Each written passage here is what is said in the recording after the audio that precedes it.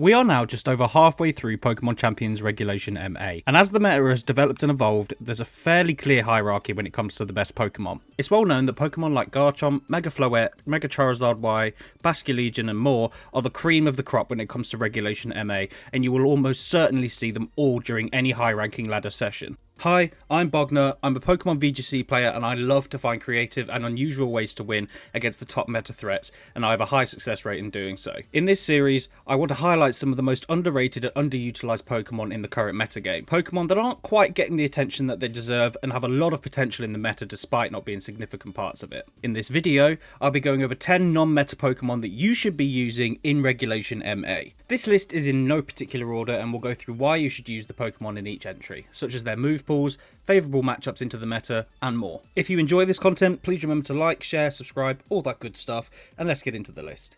First up is Bellibolt. Now first of all, I just want to say that Bellibolt is great at sticking around on the field. It's got some really decent bulk, and with its solo electric typing, the only thing you've got to really worry about are those ground type moves, which it can take, even from the likes of Garchomp. With a combination of its ability Electromorphosis, which basically gives it the charged state, which powers up its electric type moves whenever it's hit by a damaging attack, along with reliable healing in Parabolic Charge that also does damage and is a spread move, with great positioning it can stick around for a long time. It has a great matchup into Rain. Basculegion and Pelipper hate to take an Electromorphosis boosted Parabolic Charge. And when it comes to Arcaladon, you might be thinking, well, surely Arcaladon doesn't mind being on the field. But no, Bellibolt has access to the move Soak, which can turn Arcaladon into a water type. So if Bellibolt can survive in order to do that, then you've got a great chance of winning even against that. It also has a favourable matchup into Zard Y. It doesn't love taking the sun boosted fire attacks, but it can do it and can fire back hard. The good thing about Bellibolt is that it's slow. So yes, it can work in Trick Room, but actually, due to its bulk and its ability, working outside of Trick Room is really where it shines. Because yes, it can take a lot of damage, but by the time it's taken all that damage, it'll have that Electromorphosis boost and then fire back with that spread Parabolic Charge, which will then not only gain it that health straight back, but also do a lot of damage to the opponents. Yes, Parabolic Charge hits every Pokemon on the field, but you compare it with something like Garchomp or Sinistcha, and then that doesn't really matter. There's also the option of just protecting with the Pokemon next to you if it doesn't like taking an electric attack. So yeah, not only is Bellibolt good, it's really fun to use. It is just fun to use. I've recently done a video where I used Bellibolt and it was amazing. I absolutely love using it.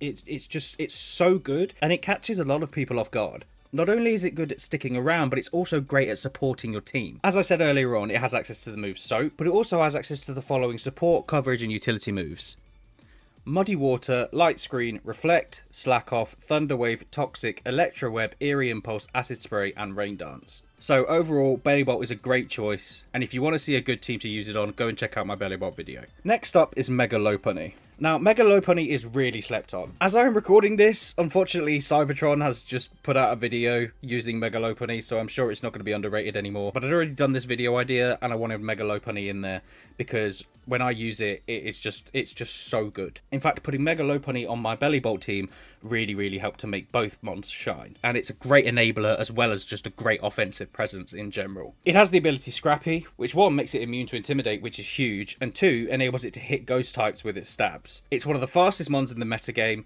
It has really high damage output. It gets access to a fast fake out. It's got great coverage, great support moves, and great stab options. So not only can it do a lot of damage, but it can also support its partner, support your team, and just disrupt the enemy. And it's really good. For support moves, it has things like Encore, Fake Out, After You, Charm, Entrainment, and Fake Tears. Now, Entrainment's an interesting one because I don't really know whether it would be worth using, but I just thought it'd be worth to note it does get Entrainment, and it has the ability Scrappy. So maybe there's some sort of potential there. I just thought I'd include that. For its stab attacks, it has Close Combat, Drain Punch, Mach Punch for priority, Quick Attack for priority, High Jump Kick, Mega Kick, and Giga Impact. For coverage, it has the Elemental Punches, Triple Axle, U-Turn, and Play Rough. Now, as a fast, powerful physical attacker that is immune to Intimidate, it's just the full package, right? And even if it was just with that, right, it'd be great. But it has Fake Out, it has priority, it has amazing support moves. Like this thing is the full package, and it should be used a lot more. Up next is Mr. Rhyme. Now, Mr. Rhyme at first glance might just seem like one of those fluff pieces, like a joke pick. but actually it's really, really good. It's so much better than people would think at first glance. It's got a decent special attack, which is all right for a support mon. It's pretty bulky, like it's decently bulky. It has Trick Room, it has Fake Out. It might not seem a big deal, but it has Ice Body. So if you put that in something like a slow snow team with Mega Abomasnow or Mega Crabominable, you could put leftovers on this thing and it would get really, really good recovery with that Ice Body plus leftovers. It's not like a massive thing, but I just wanted to sort of put that in there because it is a defensive mon with access to Ice Body. I know things like Glaceon and stuff have that as well, but along with the other things that this guy has, I feel like it's pretty significant. Not to mention that as a bulky mon, having that ice defense boost in the snow also massively helps for it to stick around on the field and just keep disrupting. Now, the most impressive thing about this thing by far is its move pool. Okay, it has great support and utility options. We've already talked about Trick Room, we've already talked about Fake Out. It also has Encore, Haze, Light Screen, Reflect, Slack Off, Taunt, Thunderwave, Trick, After You, Ally Switch, Block, Helping Hand, Hypnosis, Psychic Terrain, Charm, Fake Tears, Roleplay, Safeguard, Skill Swap, Screech, Icy Wind, and Foul Play. Now, some of those you might be thinking, oh, they're not that useful, but they are still support and utility moves. Like things like Slack Off, you might think, well, why is that important? And it's like, well, it's a bulky mon. If you wanted the ability for that extra recovery, you can use it. You know, not every mon gets access to recovery, so I thought it was still significant to mention. If you have things like the Haze, which can be really useful to reset things like stat changes from Draco or Overheat, or to stop your enemy from setting up and running away with the game. You have things like After You, which in Trick Room could be really useful. You have Ally Switch, which is an underrated move in general. You have Block to trap your opponents on the field. Helping Hand is always really, really good. Psychic Terrain to help to block priority. Charm and Fake Tears to disrupt your enemies. Roleplay for any cheese strats you might want to do. Icy Wind for the speed control out of Trick Room, and the list goes on. If you wanted to, it doesn't have to even be in a snow team, but in a snow team, I think this thing can really shine, especially a Trick Room snow team. So if you're looking for something fun to use and something, you know, out there, definitely try building a team using this mon because it is super underrated. Next up is Florges. Now, this one is interesting because it's not got a massive amount of things going for it, but the things that it does have are really useful. So first of all, it has an extremely high special defense in a meta with extremely strong special attackers. Okay, so that's something, that's one thing. Okay, it also has access to a move that currently is pretty sparse when it comes to distribution for the current Pokemon that are available in this regulation, and that is Pollen Puff. Now, with it being really, really specially bulky and being able to heal its teammates, along with the fact it gets Helping Hand, it can be a really, really useful mon if you put it on the right team. Okay, and if you position it properly. On a side note, it also gets access to Flower Veil, which doesn't sound too useful, but at the end of the day, every little helps, and Flower Veil can be a really good ability if you are using one of those grass type mons. You know, if you want to pair it with something like Meganium, Chestnut, Scovillain, Sinister, Venusaur, Victreebel, Whimsicott. Yes, these mons might not necessarily be the best ones to take advantage of something like this, but it's still a factor. Now, unlike the previous entries and unlike the rest of the entries on this list, its move pool isn't bonkers. It doesn't have this amazing wow factor, but it is just such a solid pick if used on the right team, and it is something that I just wanted to mention in this video.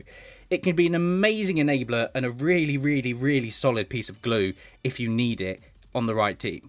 Next up, we have Gallade. Now, this specifically is base form Gallade, not Mega Gallade. Yes, you can use Mega Gallade, but you don't really need it to, because in this context, Gallade is very, very much a support mon, just with really, really good offensive options. I'm not going to beat around the bush on this one. I'm just going to go through the absolutely stellar support and utility moves that it gets access to. And then I'm going to go through some of the moves that work with its ability Sharpness in order to have that offensive pressure at the same time. So for the support and utility moves, we have Coaching, Light Screen, Reflect, Encore, Disable, Memento, Taunt, Thunderwave, Trick Room, Will-O-Wisp, Feint, Upper Hand, Life Dew, Quick Guard, Mean Look, Icy Wind, Hypnosis, Heal Pulse, Helping Hand, Safeguard, and Wide Guard. And for those moves that work with Sharpness, we have Sacred Sword, Night Slash, Psycho Cut, Solar Blade, Aqua Cutter, Leaf Blade, Shadow Claw, and X Scissor. Now that move pool is fantastic, and although it's not the bulkiest mon in the game, it isn't the weakest either. So this thing can really, really help out in the right scenario. This thing can be really, really useful on the right team, and I definitely recommend considering it when you are team building, because it is one of those mons that at a glance you'd think, oh well, that's not going to be useful, but that can end up being just one of those really significant bits of glue that can hold a team together. Next up, we have Klefki. Now, like Florges, this one doesn't have an absolutely enormous move pool. It just has some really, really useful sort of synergies with itself and a couple of other mons in the metagame that just make it really something that you should consider when team building. It's not going to be on your teams very often, but it can be one of those pieces that you go, oh, actually, yeah, this thing would really put just make this team click. Because with all the weather wars that are going around at the moment, yes, Sun is winning that very much, but the weather wars are very much still a thing, and it's important to bring that weather control. Klefki has access to something that's really important, and that is Prankster. Now, there are other Prankster weather setters, as you know, we've seen with Sableyes going around at the moment. They're all over the place. But the key thing to note about Klefki is that it has access to Prankster and every single manual weather move.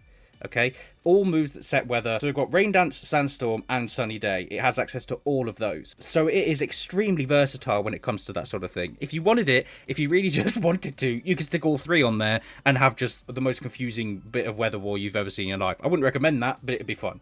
Okay, this mon has that potential. Okay, it's the only mon in the format with access to priority on all those weather setting moves.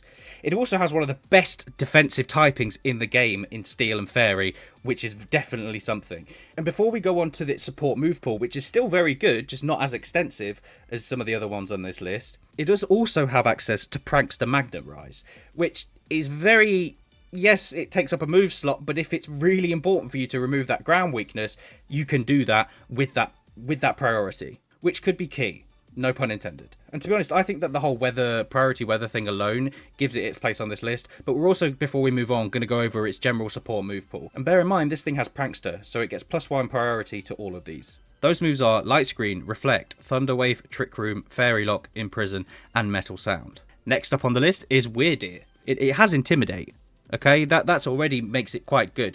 It has the same typing as Farigiraf, so on top of it having a good typing, a good ability, it has access to Trick Room as well, so it can act as that Trick Room setter. It also has the following support and utility move pool. Trick Room, as we mentioned, Hypnosis, Gravity, Disable, Reflect, Light Screen, Thunderwave, Bulldoze, Helping Hand, Imprison, Roleplay, and Scary Face. Now, a fun fact is that it's the only mon in the current regulation with access to both Gravity and Hypnosis. So if you manage to get that set up, you could have a bit of fun. Next up, we've got Empoleon. Now, first of all, this thing has great defensive typing in Water and Steel. That Steel typing giving it the edge over Milotic when it comes to a bulky Water type with competitive, because it allows it to endure hits from Sylveon and Floette.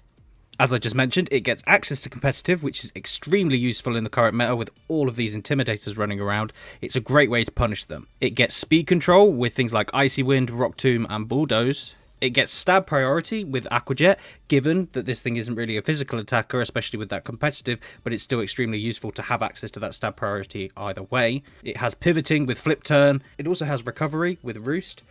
And it's a sleep threat with the Yawn. Now, it has a great support and utility move pool with access to moves like Feather Dance, Brick Break, Haze, Helping Hand, Rain Dance, Metal Sound, Mud Slap, and Scary Face. It also has decently useful coverage moves in Blizzard, Ice Beam, Flash Cannon, Grass Knot, Knock Off, Vacuum Wave, and Weather Ball. A fun fact, if you wanted to do a bit of cheese with it, it does have access to Steel Beam. With that competitive boost and the ability to recover with Roost, could be quite fun to do, although it's not really recommended as something to do if you're going for consistency, which is what Empoleon is supposed to give you. It's just something I thought I'd mention as something that could be potentially quite fun. Next up, we've got Meowscarada. It's been getting a little bit more attention lately, which is great, but it's still fairly underutilized.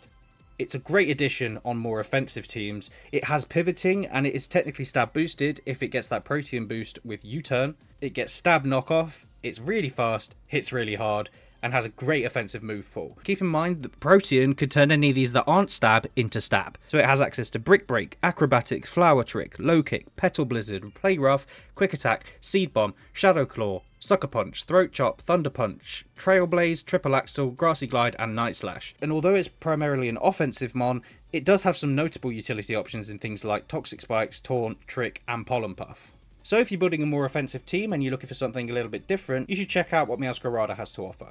Last but certainly not least, we have Mamoswine. Now, Mamoswine is a physical attacker, and it has access to Oblivious. This ability makes it immune to Intimidate, which, with it being a physical attacker, is absolutely an amazing synergy. To add to that, not only is it a physical attacker, but it's an extremely strong physical attacker. And not only that, but its stabs are amazing offensively. Ground and Ice are an amazing offensive pairing, and with its high 130 attack stat, it can really do some work. Put in the fact that its 80 speed makes it workable in Tailwind, it makes it an amazing threat. It's an especially great threat into meta staples like Dragonite and Garchomp, but also into Incineroar, because it doesn't take that Intimidate drop and can hit it back with a super effective ground attack. It's decently bulky, so it will stay around a little bit in order to get those attacks off, and it also has priority with Ice Shard. With that 130 attack stat, it has access to stab Earthquake, High Horsepower, Stomping Tantrum, Ice Shard, Bulldoze and Icicle Crash, which can make for some really devastating hits. It also has a plethora of decent coverage moves in Body Press, Heavy Slam, Knock Off, Rock Slide, Smackdown, Stone Edge, Superpower, Throat Chop and Iron Head. It also has some notable utility moves in Rock Tomb, Icy Wind, Scary Face and Mud Slap. So if you're able to use it on maybe a snow team, and especially under Tailwind, this thing can actually put in some serious work. Admittedly, it doesn't have access to significant damage dealing moves that are spread moves, but at the end of the day, you're still going to end up dealing pretty decent damage to anything that you do target. So that was 10 non-meta Pokemon that I think you should try in this current metagame. If you enjoyed the video, please remember to like, share and subscribe, as it really does help out the channel. I know that this is a bit of a step away from my normal content, but this is something that I want to do from time to time. I'll be doing one of these at least each regulation, because I think it's interesting to see how the meta develops and how we can have fun even during that meta. Now, I hope this video has been really helpful to you. If it is, and you've gone out and built a team with these mons, please let me know. I'm really interested to hear any feedback and anything that my videos have helped you to do. Now, this list is by no means definitive. There are plenty of other mons I could have included on this list. So if you have any stories about how you've made non-meta mons work, please let me know in the comments. And if there are a bunch of suggestions, then I might make a part 2. But other than that, thanks for watching, and I'll see you next time.